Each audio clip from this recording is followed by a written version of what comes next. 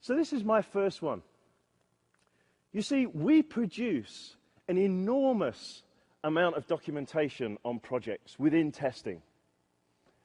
And I put it to you, when you produce a piece of documentation, be it a test plan, be it a test report, we want to make it exclusive for the people that receive that piece of documentation.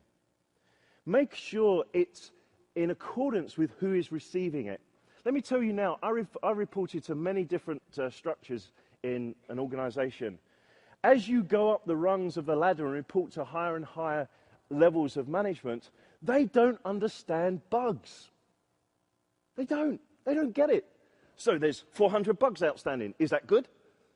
They don't get it. We need to talk their language. So make it exclusive. Make your documentation interesting. How many people here, and Jeff was alluding to this, produce test plans? Test plans? Yeah, okay, most people. How many people know that they are read? Yeah. And what we do, and I'm sure you don't do this, but I've certainly done this in the past. What do we do with a test plan?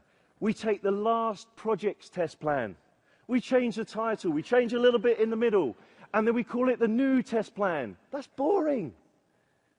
It's boring. Why are we producing it? Oh, because our procedures said produce it. Well, change your procedure. And the other thing is, challenge the whole quantity and the quality of what is being produced. Do you know, every time we produce test scripts, test procedures, test cases, we're not testing. And those in themselves won't necessarily find the bugs. You know, I'm not a fan of test scripts, detailed test scripts. Those that are on my class on Monday know that. You know, I think they're boring to write, they're boring to run, and anyone usually can run them. These are the detailed test scripts, and they're really hard to maintain. We've got to challenge that. Is that our life? Generating these level of detailed scripts? I was in a company as a consultant, and there was an air of fear in this company. It was in Czech Republic. And there was an air of fear in this company. And when I looked at what was being done, the senior analysts were producing detailed test scripts.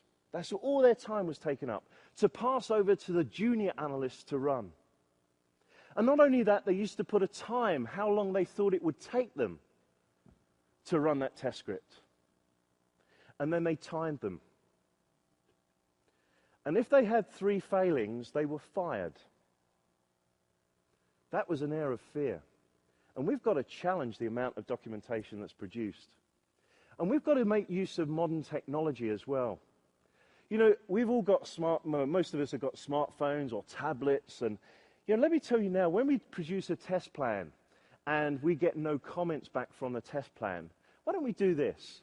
Make it exclusive. You see, part of the test plan is on environments. Let me tell you now, your project manager doesn't care about your test environment. Doesn't. But the operations people do. They're the ones that are likely to support it. So why don't you send them an email with the body of the test environment and say, the test plan's attached, but here's the body. This is what you'll be interested in. I will guarantee you will get comments. And then they can use their tablets. They can use their iPhones. Have you ever tried reading a document on an iPhone or an Android? Even with that, my eyes are getting bad. You know, font size 54, and I still can't read it. 1 letter at a time. So that's my first challenge. Thrive in lesson number 1.